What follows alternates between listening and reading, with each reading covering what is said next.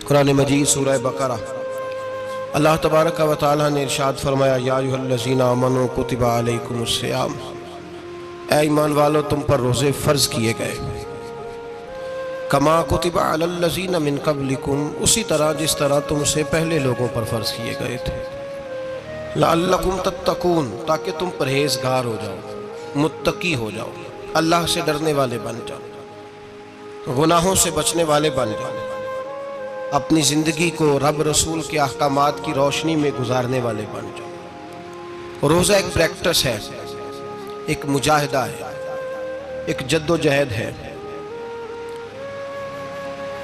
جد و جہد کس چیز کی؟ اللہ کی رضا کے مطابق اپنے آپ کو ڈھالنے کی جد و جہد۔ صوم کا لغوی معنی ہوتا ہے رک جانا۔ حلال رزق سامنے پڑا ہے، حلال مشروب سامنے پڑا ہے، حلال رشتہ بیوی کا موجود ہے، لیکن ان سب چیزوں سے حالت روزہ میں رکنا، اللہ کی رضا کے لیے رکنا، اس کا نام روزہ ہے۔ صوم کا معنی رکنے کے ہیں، پرہیز کرنے کے ہیں، بچنے کے ہیں۔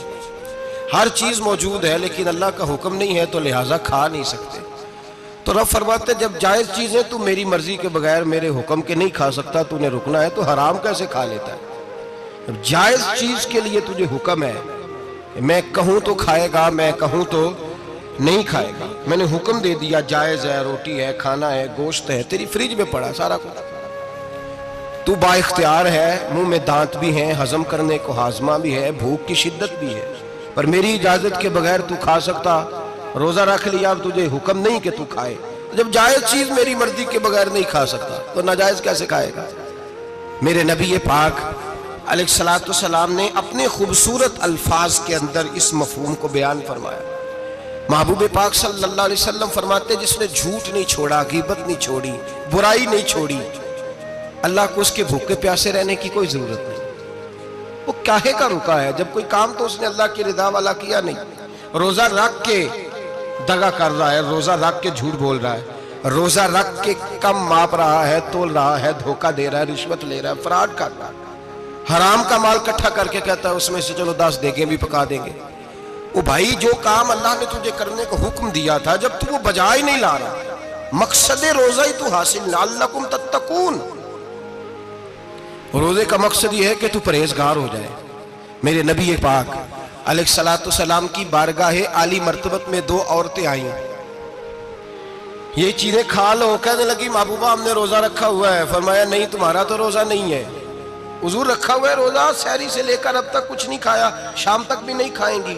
محبوب نے فرمایا ذرا کہہ تو کرو، الٹی تو کرو۔ کہہ کی تو ان کے حلق سے خون بھی نکلا اور گوشت کے لوتھڑے بھی نکلے، ہوٹیاں بھی نکلی۔ نبی پاک نے فرمایا وہاں بیٹھ کے تم نے اپنے جاننے والوں کی غیبت نہیں کی، چغلی نہیں کھائی؟ خاموش ہو گئیں، گردنیں جھک گئیں۔ نبی پاک نے فرمایا تم نے قرآن نہیں پڑھا کہ جو اپنے بھائی کی غیبت کرتا ہے وہ مردہ بھائی کا گوشت کھاتا ہے؟ تو گوشت کھا کے بھی تمہارا روزہ رہ گیا ہے۔ کس طرح کا روزہ ہے کہ صاحب روزہ رکھ کے نہ رکھنے والوں پہ تنقید کر رہے ہیں؟ تراویحاں پڑھ کے نکلے ہیں تو کہتے ہیں میں اکیلا ہی نیک ہوں، باقی تو محلے میں کوئی پڑھتا ہی نہیں۔ یہ کیسا تیرا روزہ ہے کہ تو روزہ رکھ کے تو اس کے مقصد کو نہیں سمجھا؟ لعلکم تتقون۔ روزہ دار تو وہ ہے کہ روزہ رکھا ہوا ہے، کھانے بھی سے رکا ہے، پینے سے بھی رکا ہے، عمل زوجیت سے بھی رکا ہے، پھر وہ جھوٹ سے بھی رکے، غیبت سے بھی رکے، بدنگاہی سے بھی رکے، حرام خواری سے بھی رکے ساری چیزوں سے۔ یہ بتلائیے کہ روزے کی حالت میں اپنی بیوی کے پاس جانا منع ہے تو غیر محرم کو دیکھنا جائز ہے؟ ہمارے ٹی وی پہ میں نے پہلے بھی کہا تھا کہ ہم ٹھیکیدار اور ذمہ دار نہیں ہیں مذہب کے۔ یہاں ہمارے آنے سے پہلے بھی کوئی بیٹھا تھا، ہم مریں گے تو یہاں ہم سے بڑے بڑے نیک لوگ بیٹھے ہیں، کوئی بندہ ذمہ دار نہیں ہے۔ بڑے بڑے کج کلا، صاحب جبہ و دستار، بڑے بڑے صاحب بصیرت، آئمہ، فقہاء، علماء، زعماء، نقباء، صوفیاء، اولیاء، غوث، کتب، ابدال، اوتاد، کتب الاقطاب، جانے کون کون آئے، علماء آئے، مفسرین آئے، محدثین آئے، گزر گئے۔ ہم تو خاک نشین لوگ ہیں، تھوڑا کام کرنے والے، تھوڑی صلاحیت رکھنے والے۔ لیکن بھائی اگر کرتے ہیں تو ایک کام کرتے ہیں، ساتھ دوسرا نہیں کرتے۔ یہ کس طرح کا دین سکھانے لوگ نکلے؟ کہ شوال سے لے کر شعبان تک گانا سنایا جائے گا، شعبان سے لے کر شوال تک ناچ گانا کیا جائے گا، شوال سے لے کر شعبان تک دھما چوکڑی ہوگی، رمضان آئے گا تو حدیثیں سنائی جائیں گی، رمضان آئے گا تو لوگوں کو قرآن پڑھ کے سنایا جائے گا۔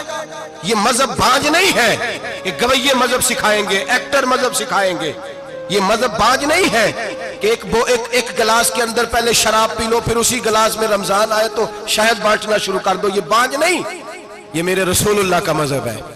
اگر تمہیں شوق ہے دین سیکھنے سکھانے کا، یکم رمضان کو توبہ کرو اور کہو کہ ہم ٹی وی پہ بیٹھ کے حدیثیں سنائیں گے تو سارا سال سنائیں گے، اور جس زبان سے حدیث نکلے گی پھر اس سے کبھی گندا گانا نہیں نکلے گا، پھر کبھی ناچ گانا نہیں ہوگا۔ یہ کون سا مذہب ہے جو بیویاں سکھا رہی ہیں؟ یہ کون سا دین ہے جو عورتیں سکھا رہی ہیں؟ میرے رسول پاک صلی اللہ تعالیٰ علیہ وآلہ وسلم کا وہ مذہب ہے کہ میرے اعلیٰ حضرت فاضل بریلوی رحمت اللہ علیہ نے فرمایا مرد کے لیے جائز نہیں کہ وہ عورت کی زبان سے میلاد بھی سنے، نعت بھی سنے، مرد کے لیے جائز نہیں، مرد کو مرد سکھائے گا، عورت سکھائے گی تو عورتوں کو سکھائے گی۔ بے شک آپ سویرے فتویٰ دیجئے کہ چھوٹی سی مسجد میں بیٹھ کے، چھوٹے سے کونے میں بیٹھ کے چھوٹا سا مولوی، اور وہاں تو اتنے بڑے مفتی ٹی وی پہ بیٹھے ہوئے ہیں، وہ غلط ہے تو صحیح ہے کیسے ہو گئے؟ سنو، میرے نبی پاک علیہ السلام کے مذہب کا حسن یہ ہے کہ اسلام کہتا ہے ایک نظر بی بی کو دیکھا کسی نے غلطی سے تو معافی ہو جائے گی، دوسری نظر شہوت سے دیکھا تو حرام ہے اس کے لیے، وہ پاکستان کا مولوی ہو یا سعودی عرب کا شاہ ہو، کسی کے لیے عورتوں کے بیچ پھرنا اٹھنا بیٹھنا جائز ہے۔ میرے نبی پاک صلی اللہ تعالیٰ علیہ وسلم نے فرمایا ہے میں عورتوں سے مصافحہ کرنے نہیں آیا، اور میرے نبی پاک صلی اللہ علیہ وسلم نے فرمایا ہے، حضور فرماتے ہیں دیکھیں نا کتا بالکل ناپاک نہیں ہوتا، کتے کا تھوک ناپاک ہوتا ہے یا کتا گیلا ہو جائے تو ناپاک ہوتا ہے، لیکن خنزیر سارا ناپاک ہوتا ہے، کل ناپاک ہے خنزیر۔ نبی پاک نے فرمایا خنزیر بھی ہو اور گند میں لتھڑا ہوا بھی ہو، پیشاب میں لتھڑا ہوا ہو، گوبر میں لتھڑا ہوا ہو، پخانے اور فضلے میں لتھڑا ہوا خنزیر ہو، اس کا جسم تیرے ساتھ ٹکرا جائے تو اتنا برا نہیں جتنا غیر محرم عورت کا وجود تیرے ساتھ ٹکرا جائے تو برا ہے۔ اس حد تک میرے نبی پاک صلی اللہ علیہ وسلم، اور گنبد کے معاملے میں فتویٰ دینے والے، یا رسول اللہ کہنے پر کفر کا فتویٰ دینے والے اور بڑی بڑی باتیں کرنے والے خاموش کیوں ہو گئے؟ یا ایھا الذین آمنوا لا تتخذوا اليہود والنصارى اولیاء، رب فرماتا ہے یہودیوں اور عیسائیوں کو دوست نہ بناؤ، یہ تمہارے دوست ہو سکتے، یہ تمہارے سجن ہو سکتے؟ جب عرش کا مالک کہہ رہا ہے سجن نہیں ہو سکتے تو دوستی کی بات کیسے بڑھا رہا ہے؟ یا رسول اللہ ہمارے سجن کون ہو سکتے ہیں؟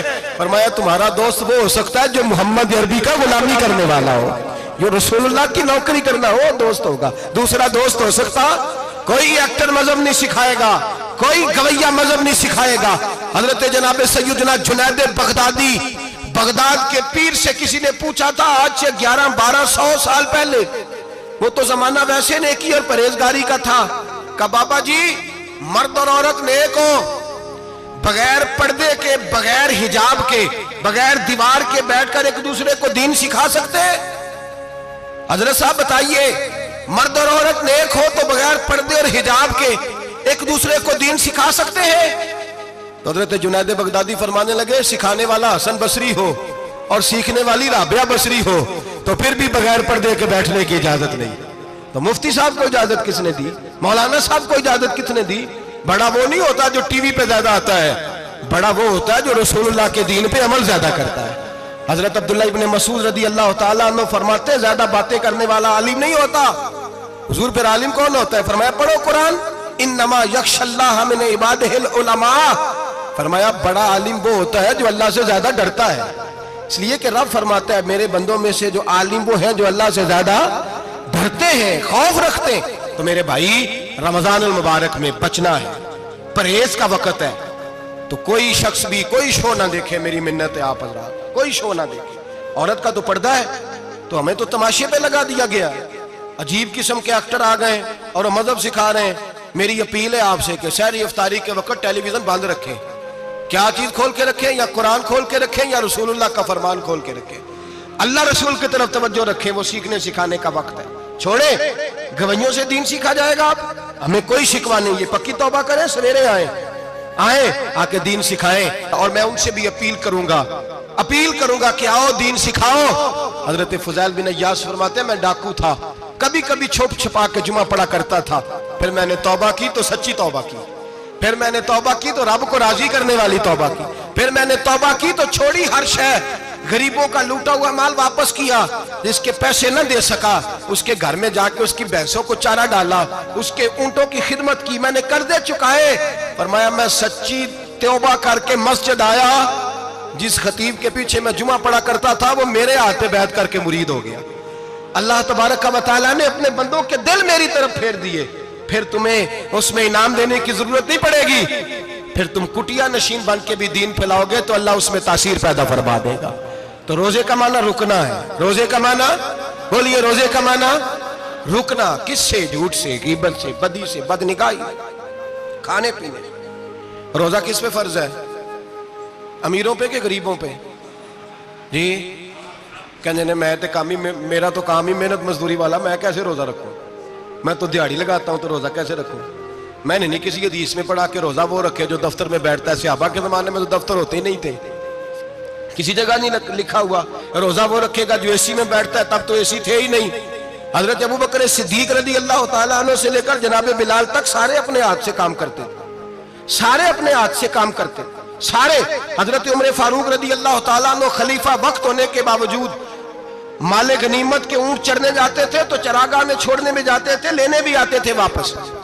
سارے لوگ اپنے ہاتھوں سے مشقت والے کام کرتے، حضرت بلال مزدوری کرتے، سلمان فارسی مزدوری کرتے، مقداد مزدوری کرتے، صحابہ مزدوریاں کرتے، روزے رکھتے، اور رمضان کے جانے کا وقت ہوتا تو در رسول پہ کھڑے ہو کے عرض کرتے محبوبہ دل نہیں بھرا، دل کرتا ہے کبھی رب سارا سال ہی روزے عطا کرے، سارا سال رمضان دے تو ہم سارا سال روزے رکھنے کو تیار ہیں۔ جذبہ تھا، طاقت تھی، ہمت تھی۔ آج نوجوان لڑکا ہے کہتا ہے مجھ سے بھوک برداشت نہیں ہوتی۔ میرے بھائی رب بیماری لا دینا، اللہ سے دعا مانگے اللہ شفائیں عطا فرمائے، اور دعا کرے اللہ آزمائش سے محفوظ فرمائے۔ آپ یقین کریں میں نے لوگوں کو دیکھا ہے حلق سے قطرہ نہیں اترتا، خوراک کی نالی لگی ہوئی ہے، اعلیٰ غذائیں پکی ہوئی پڑی ہیں، عرش کا مالک کہتا ہے میں تیرے حلق سے گزرنے نہیں دوں گا، قانون بن گیا۔ میں نے دیکھا ہے ڈرپ پہ لوگ زندہ ہیں، بوتل لگی ہوئی ہے گلوکوز کی، گزارا چل رہا، اعلیٰ غذائیں پڑی ہیں، لاکھوں روپیہ تجوری میں پڑا ہے۔ مالک کہتا ہے تو نہیں کھا سکتا، تو وہ کھانے نہیں دیتا، نہیں کھانے دیتا۔ ایک شخص یورپ کے علاقے کا، میں کسی کالم نویس کا پڑھ رہا تھا، وہ کہتا ہے میری خربوں میں جائیداد ہے لیکن میرے معدے میں ایسی تکلیف ہے کہ میں آٹے کو چھان کر جو اوپر سے بورا نکلتا ہے صرف وہ کھا سکتا ہوں، اس کے علاوہ میں کائنات کی کوئی نعمت کھا نہیں سکتا۔ اور میرے بھائی وہ جب چاہے تو بڑے بڑے کھانے کھانے سے تجھے روک دے، تیرے دانت چبانے کے قابل نہ رہے، زبان نگلنے کے قابل نہ رہے، معدہ تیرا ہضم کرنے کے قابل نہ رہے، وہ جب چاہے تو جو مرضی کر لے۔ وہ کہتا چل تو میری مرضی پہ چلنا، ایک مہینہ میرے کہنے پہ نہ کھا، ایک مہینہ میرے کہنے پہ نہ کھا، تو یا اللہ تو کیا کرے گا؟ فرمایا صوم تصحو، میرے نبی پاک نے فرمایا تم روزے رکھو اللہ تمہیں صحت عطا فرما دے گا، اللہ تندرستیاں دے دے گا، شفائیں دے دے گا۔ تم روزے رکھو اللہ تمہیں، سبحان اللہ، اللہ تمہیں، اللہ طاقت دیتا ہے، ہمت دیتا ہے، اللہ ہمت دیتا ہے۔ میں نے دیکھا ہے، میں نے بزرگوں کو دیکھا ہے، ضعیف لوگوں کو دیکھا ہے، کمزور لوگوں کو دیکھا ہے، میں نے دیکھا ہے روزے رکھتے ہوئے، مزدوروں کو دیکھا ہے روزے رکھتے ہوئے۔ میں اپنے ابا جی کو کہتا ابا جی اتنی سخت گرمی اور مزدوری آپ کرتے اور مزدوری کے عالم میں روزہ رکھتے، تو کہتے پتر روزہ کی آندا ہے، روزہ کدوں کو جاندا ہے، روزہ اپنی جگہ تے وے مزدوری اپنی جگہ ہوتے۔ اور کئی دفعہ میں فرمان لگے میں یار سمجھ کوئی نہیں لگتی، پتہ نہیں روزیاں چ اللہ طاقت کتوں دے چھڑ دے، نہیں زیادہ کام بھی زیادہ کرید ہے تے روزہ بھی رکھ بھائی۔ صوم تصحو میرے مصطفیٰ نے فرمایا تو روزہ رکھ اللہ تجھے صحت عطا فرما دے گا۔ رب تعالیٰ تجھے، یہاں ہوٹل کھلے ہوئے ہیں، یہاں عجیب حالات ہیں، ہوٹل کھلے ہوئے ہیں، لوگ بہانے ڈھونڈتے پھرتے ہیں، کہتے ہیں کٹ لگ گیا تھا، ذرا تھوڑا سا خون نکل آیا، سنی پلاس لگائی ہے تو روزہ نہیں رکھا، یہ ذرا مجھے تھوڑی دقت ہو گیا تو میں نے روزہ نہیں رکھا، کھانسی لگ گئی ہے تو روزہ نہیں رکھا۔ او خدا کے بندے، روزہ تو نعمت ہے۔ اور سبحان اللہ میرے نبی پاک نے فرمایا لکل شیء زکات و زکات الجسد الصوم، فرمایا ہر شے کی زکات ہوتی ہے، وجود کی زکات روزہ ہے، روزے رکھو جسم کی زکات نکل جائے گی۔ فاقہ کرنا بھی میرے نبی پاک کی سنت ہے، مسواک کرنا بھی سنت ہے اور فاقہ کرنا بھی. مسواک والی سنت زیادہ اپناتے ہیں لوگ، فاقہ کرنا بھی نبی پاک کی سنت ہے. ایک صاحب مجھے کہنے لگے جناب بیٹھ کے کھانا حضور کی سنت ہے. میں نے کہا کبھی کبھی نہ کھانا بھی نبی پاک کی سنت ہے، نہ کھانا بھی حضور کی سنت ہے. اور ہمارے فقہاء نے لکھا ہے جو روٹی زیادہ کھاتا ہے اس میں دو باتیں پیدا ہو جاتی ہیں. کیا کیا؟ ایک بولتا زیادہ ہے، دوسرا سوتا زیادہ ہے، غافل ہو جاتا ہے. فقہ اور حکیم اطباء ڈاکٹر کہتے ہیں کہ پیٹ خالی رہے نا جس آدمی کا، اس کا حافظہ مضبوط ہوتا ہے، اس کے ذہن کی گرہ کھلتی ہے. زیادہ کھانے سے تو خماری چڑھتی ہے، دماغ ڈھونڈتے پھرنا روٹی کدھر سے آج اچھی ہے، گھر میں نہیں پکی تو ہوٹل چلے جانا، کھانے کے سوا اور کام ہی کوئی نہیں. اور صاحب میرے نبی پاک علیہ السلام نے فرمایا کافر 7 آنتوں سے کھاتا ہے، 7 آنتوں سے. اور فرمایا میرا مومن 1 آنت سے کھاتا ہے. اس کے وجود میں کھانے والی 1 آنت ہے. کافر 7 آنتوں سے کھاتا ہے. فاقہ کشی سے نورانیت پیدا ہوتا ہے، کم کھانا. لیکن نبی پاک صلی اللہ علیہ وسلم نے اللہ سے فاقہ مانگ کے لیا ہے. یا اللہ 1 وقت روٹی دے، 1 وقت کا فاقہ دے، مانگ کے لیا ہے نبی پاک، مانگ کے. حضرت ابو ہریرہ رضی اللہ تعالیٰ عنہ فرماتے ہیں بھوک زیادہ لگتی تھی نا جب مجھے، تو میں حضرت عمر سے، ابو بکر سے، عثمان، مولا علی سے کوئی مسئلہ پوچھ لیتا تھا. اور جب میں مسئلہ پوچھتا تھا تو وہ مجھے روٹی کھلا دیتے تھے. جب میں ان سے مسئلہ پوچھتا تو وہ مجھے، حضرت ابو ہریرہ فرماتے ہیں مجھے بھوک لگی، میں حضرت عمر کے پاس گیا، ان سے مسئلہ پوچھا. ان کا رواج تھا جب میں مسئلہ پوچھتا تو پہلے روٹی کھلاتے. ہمارے بزرگ یہ فرماتے ہیں کہ کھانے کھلا کے دین پڑھاؤ. صرف تمہارا کتب خانہ نہیں کھلا ہونا چاہیے، تمہارا دسترخوان بھی کھلا ہونا چاہیے. کسی نے نبی پاک صلی اللہ علیہ وسلم سے پوچھا تھا بہترین مسلمان کون ہے؟ حضور نے فرمایا جو سلام لینے میں پہل کرے اور روٹی زیادہ کھلائے. جو روٹی جب ہر وقت فکر کرے یار تو روٹی کھا لے، روٹی کھانے کی طرف توجہ دلائے. کھلانا سنت ہے، زیادہ کھانا اس میں بھی فرق رکھیں. تو نبی پاک صلی اللہ علیہ وسلم کے صحابی حضرت ابو ہریرہ رضی اللہ تعالیٰ عنہ فرماتے ہیں میں نے حضرت عمر سے مسئلہ پوچھا. میں نے کہا حضور مسئلہ بتائیں، تو کہتے پہلے ان کی عادت تھی جب میں مسئلہ پوچھتا تو روٹی بھی کھلاتے. آج انہوں نے مسئلہ ہی بتایا ہے، روٹی کوئی نہیں کھلائی. تو مجھے کہنے لگے ابو ہریرہ تو سوچتا ہوگا روٹی نہیں اس نے پوچھی، تو نے کب سے کھانا نہیں کھایا؟ میں نے کہا آج صبح سے. تو جناب عمر کہنے لگے میں نے کل صبح سے نہیں کھایا. چل ابو بکر صدیق کے گھر مسئلہ پوچھتے ہیں.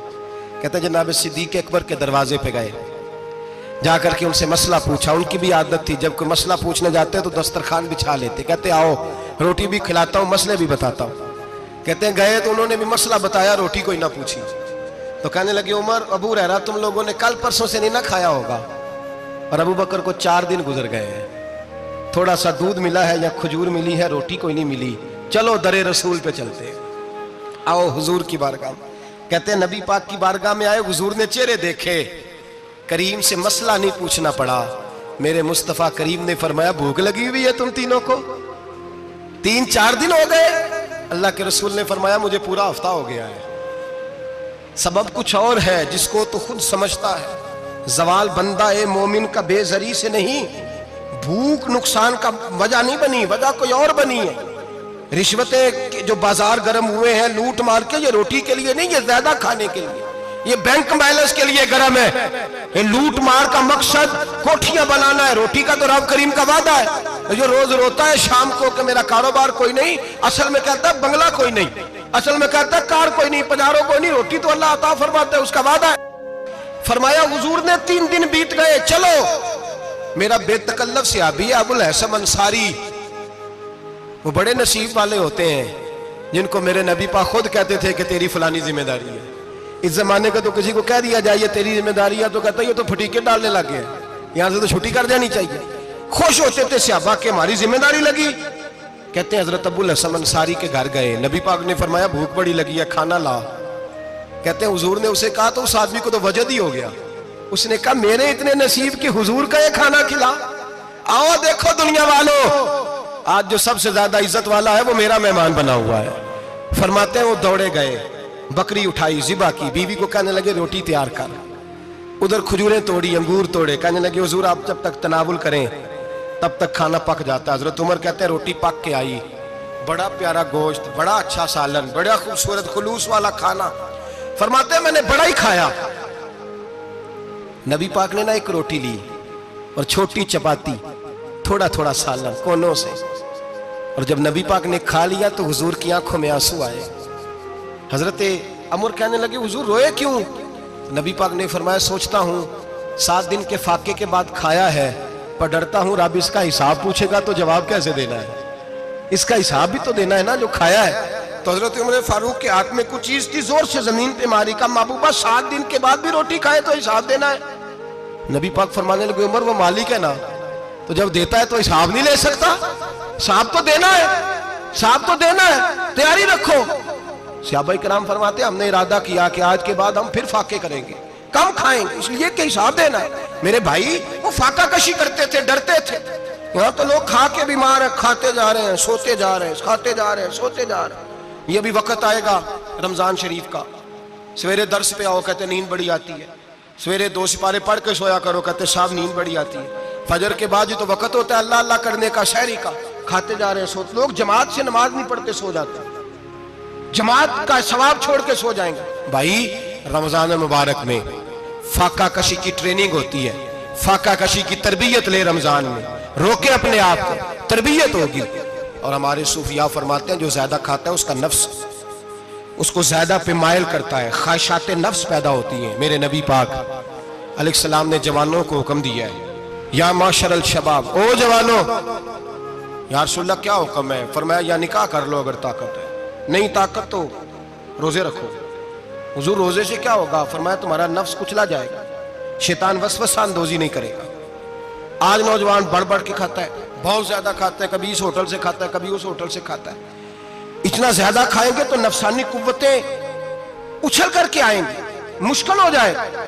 شادیاں دیر سے ہوتی ہیں، ماں باپ آنکھیں بند کر کے بیٹھے ہوئے ہیں۔ اگر ماں باپ کی ذمہ داری ہو اور ماں باپ نکاح نہ کرے تو نبی پاک نے فرمایا بچے گناہ کریں گے تو جتنا گناہ بچے کو اتنا باپ کو بھی ہوگا۔ تو ماں باپ چپ ہیں، دوسرا شادی مشکل بڑی ہے، مہنگی بڑی، اور تیسرا نہیں کر رہے، کچھ لوگ تو روزے بھی نہیں رکھ رہے۔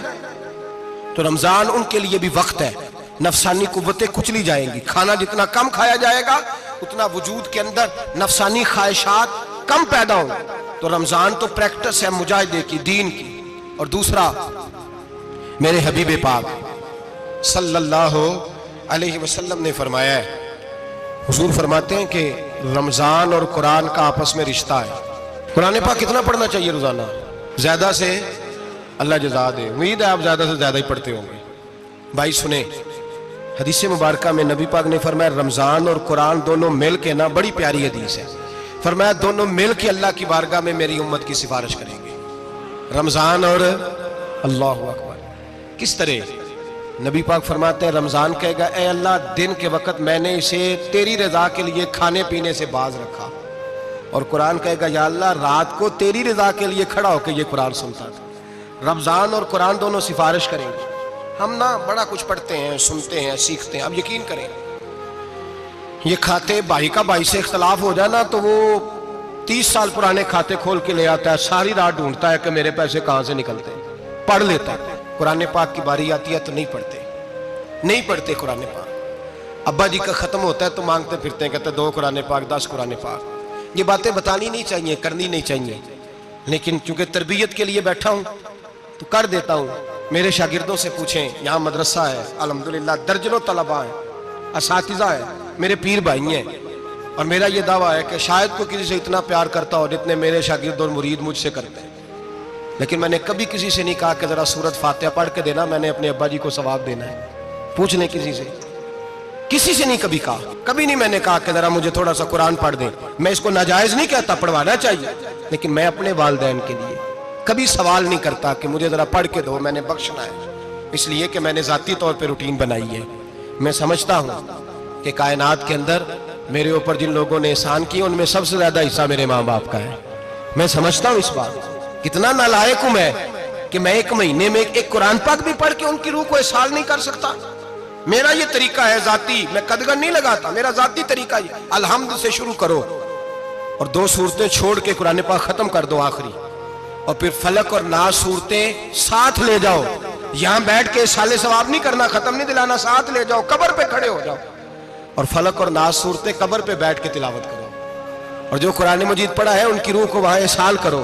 اور بھائی اولاد جب ماں باپ کے لیے پڑھتی ہے تو اسے کہنا نہیں پڑتا اللہ بخش دے، اس لیے کہ اولاد کی نیکیاں خود بخود ماں باپ کے کھاتے میں جمع ہوتی ہیں، خود نیکیاں جمع ہوتی ہیں۔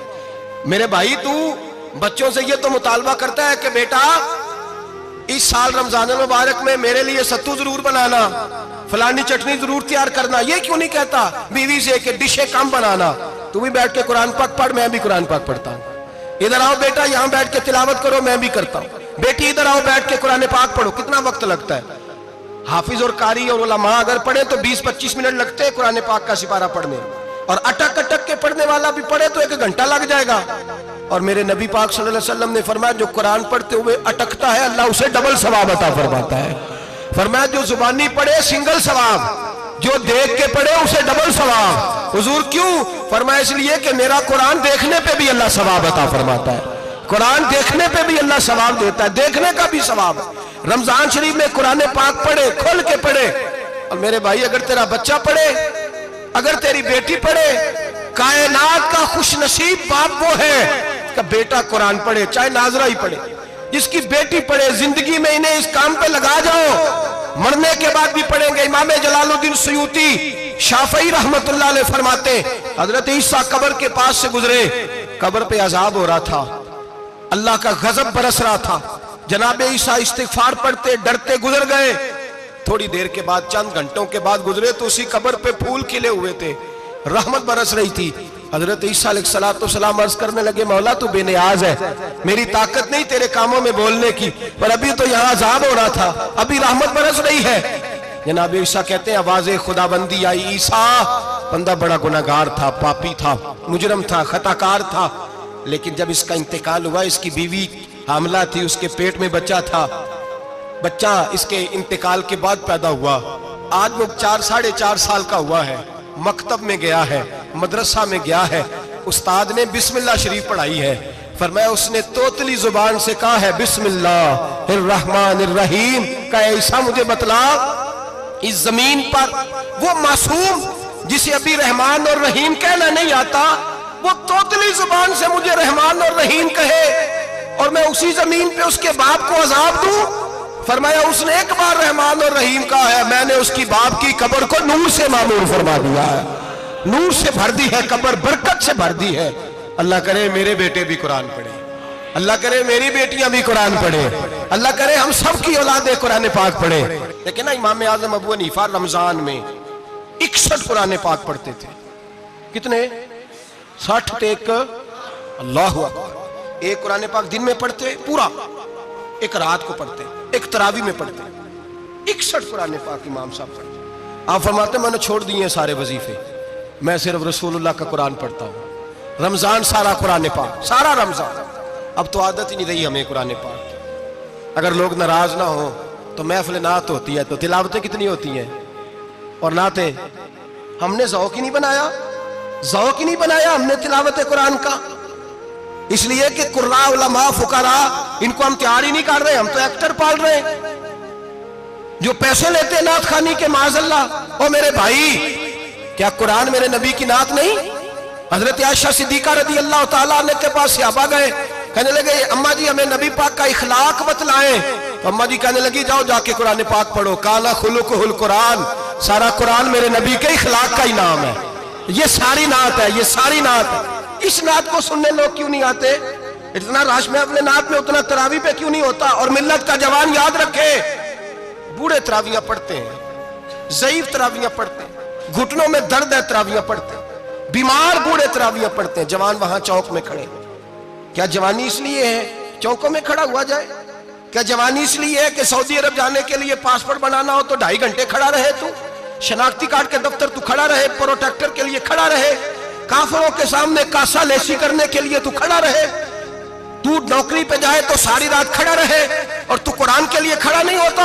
میرے محبوب نے فرمایا من قام ایمانا واحتسابا غفر له ما تقدم من ذنبه، فرمایا جو رمضان المبارک میں اللہ کی رضا کے لیے گناہوں کی معافی کے ارادے سے قیام کرے گا، راتوں کو عبادت کرے گا، اللہ اس کے پچھلے سارے گناہ معاف فرما دے گا۔ نوجوان ارادہ کریں، پروگرام بنائیں کہ انشاءاللہ قرآن پڑھنا بھی ہے، قرآن پڑھوانا بھی ہے، سننا بھی ہے، اور انشاءاللہ بولیے سننا بھی ہے اور پڑھنا بھی ہے اور پڑھانا بھی۔ ہمت کریں، دلیری کریں، آکے کھڑے تو ہو، اللہ توفیق عطا کرے گا۔ پہلی بات یہ کہ روزہ رکھیں، دوسری بات یہ کہ قرآن پاک کی تلاوت کریں، اور روزہ رکھیں تو روزے کے سارے حسن سمیت اسے رکھیں. نبی پاک نے فرمایا رمضان غمخاری کا مہینہ ہے, غمخاری کریں. ہمارے زمانے میں دو قسم کی تکلیفیں ہیں. ایک تو غریب آدمی, اس کا حال یہ ہے کہ وہ مانگتے ہی گزارا کرنا چاہتا ہے. اس نے ہاتھ یوں کر لیا ہے تو اب اس کا یوں ہونے کو تیار نہیں. ضرورت اگر کسی آدمی کو کسی دروازے پہ لے جاتی ہے تو برا نہیں, لیکن سوال کا اپنے اوپر دروازہ کھول لینا یہ ٹھیک نہیں. فاقہ کشی پیدا کریں, حوصلہ پیدا کریں, تھوڑے پہ گزارا کرنا سیکھیں.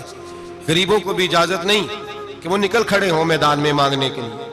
ٹولیاں نکلتی ہیں رمضان میں, جتھے نکلتے ہیں خیرات کٹھی کرنے میں. بچیں. میرے نبی پاک صلی اللہ علیہ وسلم نے فرمایا جس نے بغیر ضرورت کے سوال کیا, جب قیامت کے دن آئے گا تو اس کے چہرے کے اوپر گوشت نہیں ہوگا, صرف ڈھانچہ ہی ہوگا. اتنی بھیانک صورت میں آئے. بغیر اشد ضرورت کے سوال نہ کر, کبھی سوال نہ کر.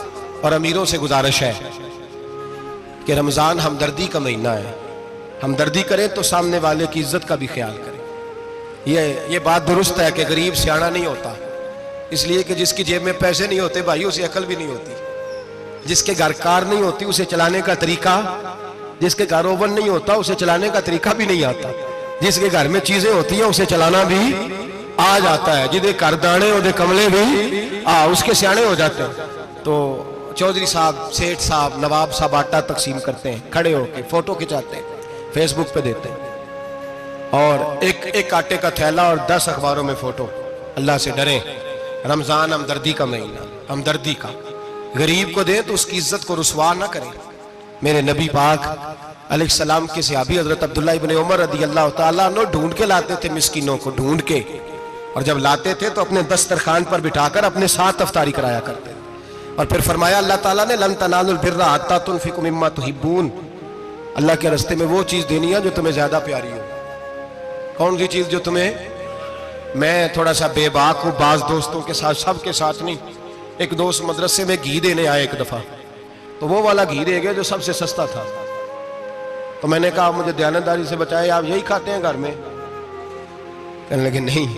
تو میں نے کہا پھر ہم نے بچے مارنے کے لیے تو نہیں نہ رکھے ہوئے, کیا وہ والا گھی اللہ کے راستے میں پیاری چیز دے رہی ہے نا, اس لیے گلے گلے نوٹ لوگ مسجد کے گلے میں ڈال جاتے ہیں, پھٹے ہوئے ڈال جاتے ہیں, کہتے ہیں جوڑ لیں گے مولوی صاحب. اور خدا کے بندے پیاری چیز دینی تھی تو نے, اور تو نے اس کا ترجمہ الٹ کر لیا ہے.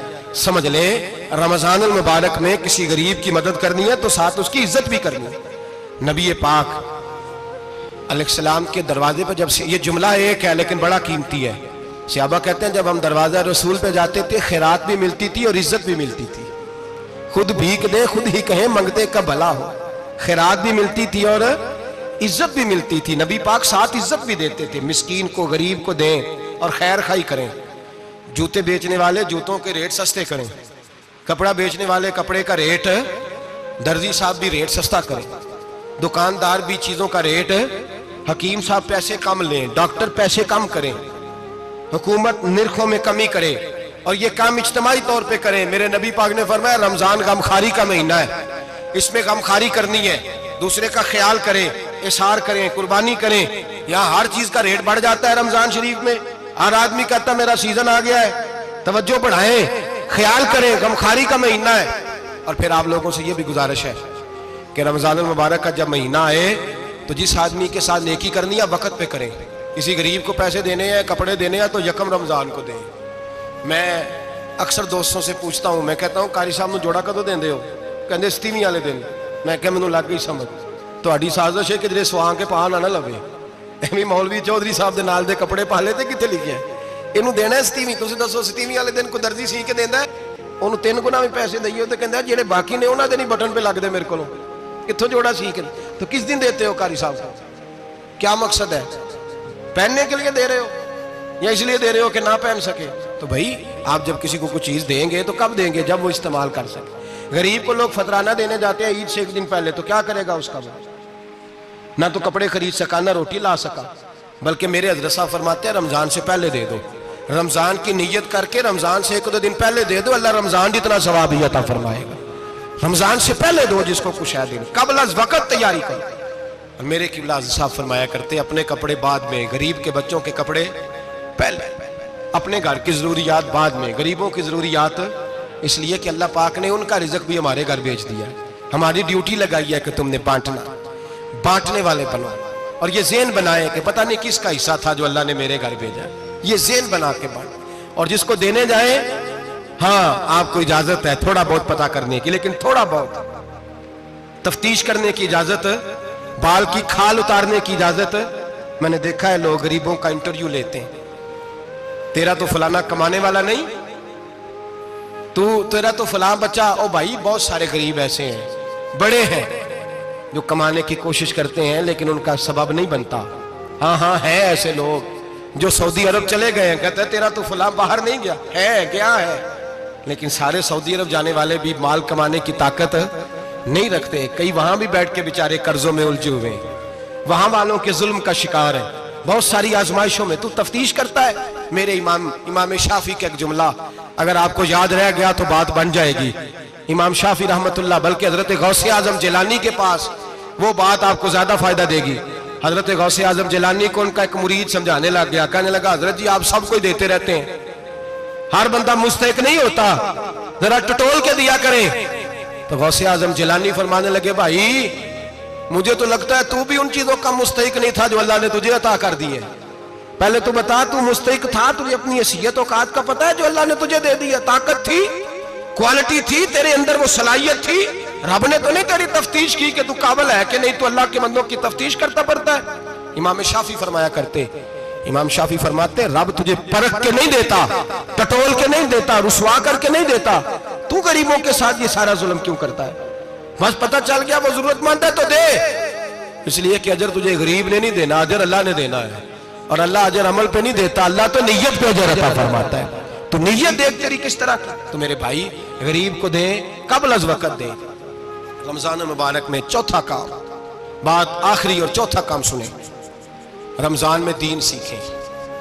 شیطان قید ہوتا ہے زیادہ سے زیادہ، اور جب آدمیوں کا پیٹ خالی ہوتا ہے نا تو ذہن جو ہوتا ہے نا وہ بھی اس کا فریش ہوتا ہے، اس میں کوشش کریں دین سیکھنے کی۔ میرے نبی کریم صلی اللہ علیہ وسلم نے اس دین کو علم کا دین قرار دیا ہے، شعور کا دین قرار دیا ہے، فہم کا دین قرار دیا ہے۔ نبی پاک صلی اللہ علیہ وسلم نے فرمایا ایک عبادت کرنے والا عشاء کے بعد کھڑا ہو اور فجر تک نماز پڑھتا رہے، ایک عالم دین عشاء پڑھ کے سو جائے، اٹھ کے فجر پڑھ لے، تو وہ 70 عبادت کرنے والوں کا درجہ زیادہ نہیں، عالم کا درجہ پھر بھی زیادہ ہے، اس عالم دین کا درجہ زیادہ ہے، اس لیے کہ وہ لوگوں کو آگاہی دیتا ہے، شعور بخشتا ہے۔ یہ دین جو ہے یہ، اور نبی پاک صلی اللہ علیہ وسلم نے فرمایا عبادت کرنے والے پر عالم کا درجہ اتنا ہی زیادہ ہے جتنا میرا درجہ اپنے غلاموں پر زیادہ ہے۔ عالم کو حضور نے اتنا بڑا مقام دیا، دین سیکھیں، شعور حاصل کریں، یہ فقاہت کا دین ہے، شعور حاصل کرنے کا دین ہے۔ اور نبی پاک صلی اللہ علیہ وسلم نے فرمایا دین کی ایک بات سیکھ لینا 1000 نفل پڑھنے سے زیادہ درجہ رکھتی ہے، دین کی ایک بات سیکھ لینا 1000 جنازے میں شرکت سے زیادہ درجہ رکھتی، دین کی ایک بات سیکھ لینا، میرے نبی پاک صلی اللہ تعالیٰ علیہ وسلم ارشاد فرماتے 1000 مریض کی عیادت کرنے سے زیادہ درجہ رکھتی ہے۔ فرمایا جس نے رات کے ایک لمحے میں دین کی ایک بات سیکھی، اللہ اسے ساری رات عبادت کرنے سے زیادہ ثواب عطا فرمائے گا۔ میرے ایسا فرمایا کرتے جب سیکھنے والے کو یہ ثواب ملے گا تو بتائیے سکھانے والے کو کتنا ثواب ملے، اسے اللہ کتنا درجہ۔ رمضان آ رہا ہے، شیطان قید ہے، دین پھیلانے کی کوشش کریں، جد و جہد کریں۔ بڑی نیند آتی ہے فجر پڑھ کے، لیکن اگر کسی کا ارادہ بن جائے کہ دین سیکھنا بھی ہے اور دین بچوں کو، تو پھر کوئی نیند غلبہ۔ ایک مثال ایک عالم نے سمجھائی، کوئی بزرگ تھے درویش عالم، ان کے پاس ایک عورت آئی، کہنے لگی میں بچوں کو سویرے بڑا جگاتی ہوں، بچے جاگتے نہیں نماز کے لیے۔